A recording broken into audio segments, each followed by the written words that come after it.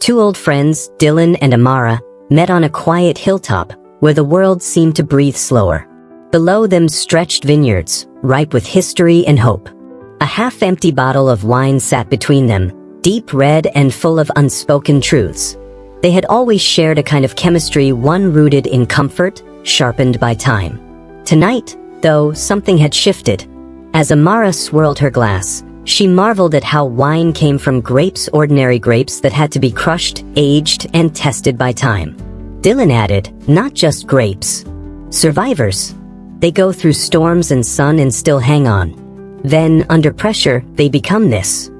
He held up his glass. Something people sit and talk over. Something that brings them closer. Amara nodded. Like people. Sweet or bitter, alone we can be a lot. But together? If we're patient, if we trust the process, we can become something extraordinary. They sipped in silence, letting the taste open up like their memories. Then, Dylan got personal. My mom's been calling lately. Checking in, asking questions she doesn't say out loud. I think she wants to know who I'm with. Why I haven't brought anyone home yet. Amara tilted her head. And what are we? You and me. Have I ever told you I didn't love you? He smiled, nervous now. Where I'm from, people don't really date. They skip to the end. You get someone pregnant, and that's that. Like my parents. Amara, sharp as ever, teased. So what now, you planning to skip with me too? Dylan laughed. No. I'm just saying, sometimes tradition is broken by people like us. I keep thinking about a baby. About starting something real. Amara blinked. A baby? Before the wedding? Maybe, Dylan shrugged. Sometimes a child helps people see what's really important. I imagine ours a little version of us, walking us down the aisle. Wouldn't that be something? Amara chuckled. It'd be something, all right. But where would we even live? Dylan hesitated. We'd figure it out. What matters is what I see when I look at you. I see a future. But Amara shook her head, half laughing. My mom once told me, don't bring a baby home unless you're staying with the father. She'd send me back with the baby in hand. Dylan smirked. Let her raise the baby then. She's young. Amara laughed through her sigh. You want to give my baby to my mom? Dylan. I love you, but your logic? It's wine touched. He passed her the glass. Drink. Maybe it'll help my plan make sense. Amara took it, looked through the wine at the fading sun, and smiled. You know, it doesn't need to make sense. Not yet. Maybe love is like wine. You press it, test it, age it, and eventually, it becomes something unforgettable. Dylan raised his glass again. To us then, grapes, pressure, patience, and everything we might become. Amara looked up. Do you remember when we first came here? We were kids. You tried to climb that tree and fell straight into the grapes, Dylan finished, laughing. Your mom thought I'd ruined her whole harvest. You smelled like wine for 3 days, Amara teased. Dylan smiled, then his voice softened. You were always there, even when I made a mess of things. The pause. I still am, she said. They sat quietly, the weight of those 4 words settling between them. Dylan turned toward her. I know I joke a lot. About babies. About skipping steps. But it's because I've never done this before, the real thing. Wanting something long-term. Solid. With you. Amara didn't answer right away. Her fingers traced the rim of her glass. You ever worry we're just romanticizing the moment? That maybe wine and sunsets make everything feel easier than it is? Dylan sighed. All the time. She nodded. I want what you want. A child. A home. A love that lasts. But I also want us to be ready. Not rushed by a moment or a mistake. Dylan leaned closer, voice low. Then let's build it. Slowly. Not from pressure or fear. Let's plant something and watch it grow. Amara gave a soft smile. Like grapes. He grinned. Exactly. They stood, stretching their legs, walking side by side between the rows of vines. Their hands brushed, then found each other naturally. As they walked, Dylan said, maybe one day we'll buy land. Start our own vineyard. Amara raised a brow. Running a vineyard? Dylan puffed his chest. I'd wear the hat. You'd do all the work. She laughed. Sounds about right. They stopped halfway down the hill, overlooking the town lights in the distance. Life waited for them down there: work, family, expectations. But up here, in the quiet, they were just two hearts finally admitting what they'd always known. I think this is the beginning of something, Amara said. Dylan turned to her, eyes gentle. No, this is something. She looked at him. So where do we go from here? He squeezed her hand. We go forward. Together. Not fast. Not perfect. But real. Amara nodded. Pressed, but not broken. To us, Dylan said. To us, she echoed. A week later, Dylan found himself standing nervously outside Amara's family home, clutching a bottle of wine, this time not for quiet reflection, but for offering. His heart thudded in his chest like it wanted to run back up the hill. Inside, Amara was already talking with her mother. The conversation was soft, but tense. You're serious about him? Her mother asked, folding her arms. I am, Amara replied. He's not perfect, but he's mine. Her mother raised an eyebrow. You know what I went through. I raised you alone. I don't want you choosing a man who disappears when life gets hard. Amara stepped closer. Dylan's not like that. He wants to be there. He's just never seen it done right before. But he's trying. Before her mother could respond, a knock came at the door. Amara opened it. There stood Dylan, awkward in a too-tight button-up shirt, holding the wine like it was a peace treaty. Good evening. Her mother looked him over like a judge eyeing a defendant. You're the vineyard dreamer? Dylan cleared his throat. Yes, ma'am. I brought this, not for drinking, but for explaining. She gave a slow, amused smile. Explain then. Dylan stepped inside. I know I've said things that sound careless. About kids. About the future. But the truth is I've never had something I didn't want to lose, until now. Your daughter makes me want to do things right. Properly. No shortcuts. Amara's mother sat, expression unreadable. I grew up around pressure, Dylan continued. Around men who ran when things got serious. But I stayed. And I want to keep staying. There was a long silence. Then her mother said, Wine takes time. You know that? Dylan smiled faintly. It's my favorite truth. She nodded once. Then show me. Don't say it. Show it. Later that night, Dylan and Amara sat on her porch. The stars were faint, city lights dimming their glow, but Amara's eyes sparkled. You did good, she whispered. I was terrified. You still showed up. Dylan leaned on the railing. You know, I've been thinking. I want to start working double shifts. Save up. Maybe we don't need a vineyard. Maybe just a place of our own. A small one. A window. A table. Amara laughed. And a wine rack? Obviously. They sat in silence, sipping the wine he'd brought, now open between them. Hey, Amara said suddenly, looking down. I'm late. Dylan blinked. For what? She met his gaze. No, I mean late. The glass in Dylan's hand paused midair. Amara reached for his other hand, steadying the moment. I'm not sure yet, but I wanted to tell you. Dylan sat there for a heartbeat too long. Then quietly, we start sooner. That's all. Amara exhaled in relief. You're not scared? I'm always scared, he admitted. But if we plant something now together, I'll be there to water it every day. I promise. She smiled, the kind that made the night feel warmer than it was. Pressed, but not broken, she whispered. Dylan raised his glass. And growing. A week passed.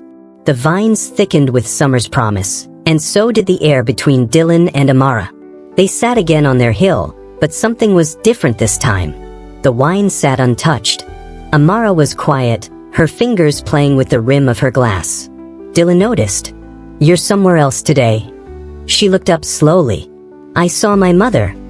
Dylan straightened. Yeah. She asked about you. Amara smiled faintly. She said, that boy who talks like grapes and dreams are the same thing. Do you love him? Dylan held his breath. And, he asked. Amara looked at him, her voice steady. I told her I don't know yet. But I know I'm not done finding out. Dylan nodded slowly. That's fair. A breeze passed between them, rustling the vines below like whispers. Dylan, she said, you said before that your mom wanted to know who you were dating. Did you ever tell her about me? He hesitated. Not yet. Why? He sighed. Because if I tell her, it's real. And if it's real, I want to get it right. I don't want to introduce you as someone I think I love. I want to introduce you as someone I chose to love. Amara's eyes softened. That's a good reason. A rare one. He finally poured the wine. It was the same bottle from their first visit, aged, rich, familiar. As they drank, Dylan reached into his jacket and pulled out a small folded note. What's this? She asked. It's a plan, he said, for something we could build.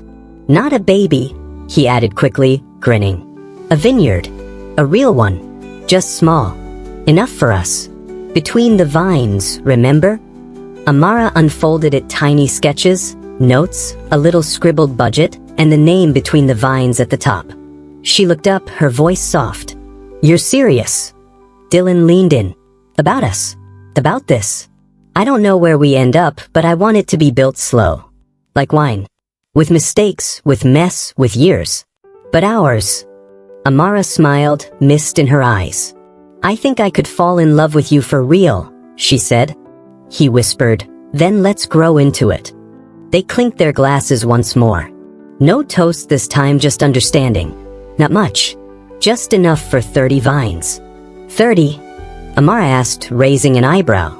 Dylan grinned. You have to start somewhere. Besides, one vine can hold hundreds of grapes. Like us, small start, big potential. They worked side by side, hands dirty, skin sun-kissed, laughter breaking up the silence. Amara brought snacks, Dylan brought music. Sometimes they danced while digging offbeat, silly, free. But as vines were planted, life reminded them it didn't wait. Amara's job grew more demanding. Late nights. Missed texts. One evening, she arrived at the vineyard, exhausted. Dylan handed her a water bottle. You okay? She slumped beside him. I'm trying, but I feel like I'm failing everything.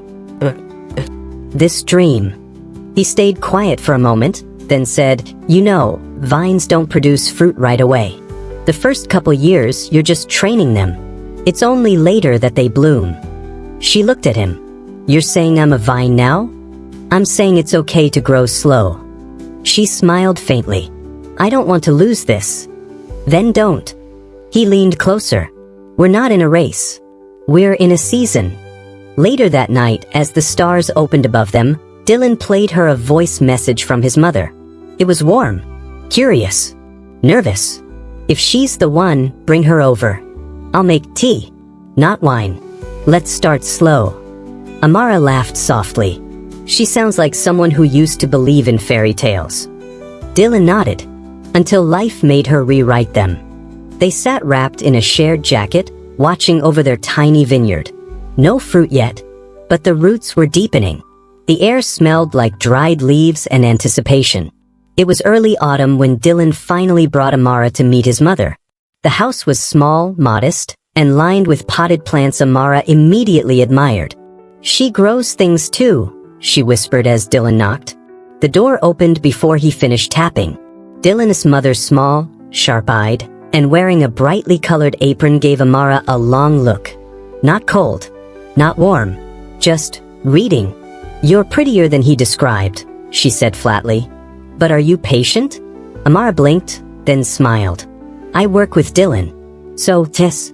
The older woman let out a dry laugh and waved them in. The kitchen was cozy, filled with the scent of cardamom tea and fresh bread.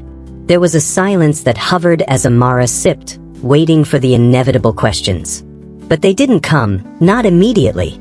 Instead, Dylan's mother told a story. Dylan was 4 when he tried to plant a shoe. Said if you bury something you love, it'll grow into more. I dug it up and beat him with it. Dylan groaned. Amara laughed. Sounds like he always believed in transformation.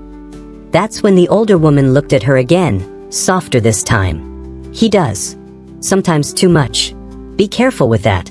He loves the idea of people growing, even when they don't want to. That night as they left, Dylan asked, "So, how'd I do?" Amara took his hand. "You're lucky your mother didn't bury me to see if I'd grow into a better girlfriend." Dylan laughed. "She liked you." "No. She respected me." "Big difference." They stopped at the vineyard on the way home. Their 30 vines were taller now, green still clinging to them in defiance of fall. Amara rested her head on Dylan's shoulder. "She's right, you know. You believe in growth too much." "I believe in you," he said simply. Their vines, stubborn and scraggly for months, had finally surrendered bunches of grapes, small, uneven, imperfect but beautiful in their own defiant way. Dylan looked at them like a father watching his child take a first step. "This is it," he said. "Our first real batch." They picked together, working in silence that only old friends or new lovers could share. The basket filled slowly. They didn't have much, but it was theirs. Back at the shed, Dylan brought out the tools, a tiny hand crusher, a fermenting bucket, and 2 bottles they'd been saving. Amara looked skeptical. "That's it," she said, eyebrow raised. "Where's the magic barrel, the cellar, the French oak?" Dylan grinned. "This isn't France. This is us. Hilltop wine with hilltop rules." She laughed, but there was nervousness behind her eyes. "And if it tastes terrible?" Dylan shrugged. "Then we drink it anyway and lie to each other." They crushed the grapes by hand, the juice staining their palms and shirts, laughter echoing in the air. Amara wiped her forehead and looked at him seriously. "You ever wonder what we're really making here?" she asked. "Wine," Dylan said simply. "No, I mean us. You and me. This thing." Dylan paused, holding a dripping grape in his hand. "I think we're fermenting," he said. Amara gave him a look. Okay, he said. "I'm through it slow. It's messy. It gets better with time, but it has to survive the dark part first. You know, the waiting." She nodded. "What if we don't?" He stepped closer. "Then at least we tried. And we tried our way." There was silence as they sealed the fermenting bucket. The air smelled like crushed sweetness and autumn air. Later, they sat outside again, 2 glasses of last year's wine in hand. Dylan raised his. "To what comes next?" Amara clinked hers softly. "To the waiting." Winter whispered its way over the hilltop, frosting the vines with brittle silence. The fermenting bucket sat quietly in Dylan's shed, a slow promise hidden beneath a lid. Dylan and Amara had drifted into a rhythm that was equal parts hope and tension. The excitement of their first harvest was settling into something more complicated. One evening, Amara arrived at Dylan's house with a frown and a story. "Work's demanding more from me," she said, dropping her bag. "Late nights, extra projects. I feel like I'm disappearing." Dylan nodded, understanding, but the weight in her voice cut deeper. "We barely see each other," she continued. "And when we do, I'm tired. I'm scared this whole dream might just be a fancy story." Dylan swallowed hard. "I don't want that," he said. "I don't want to lose us." They sat in silence for a moment. Then Dylan stood and grabbed the bucket. "Want to see how our wine's doing?" Amara hesitated but nodded. He lifted the lid carefully, revealing the deep purple liquid, bubbling softly, a living thing. "This is the hard part," Dylan said.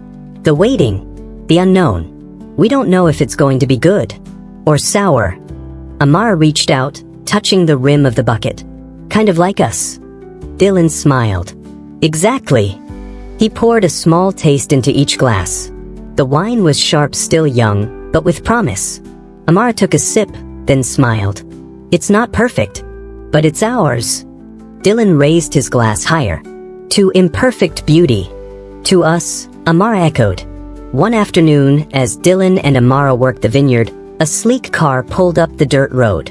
Out stepped a woman in her early 30s, dressed sharply with an air of confidence that immediately unsettled the quiet hills. "I'm Claire," she said, flashing a business card. "I'm a wine distributor. I heard about your little vineyard and thought you might be interested in expanding."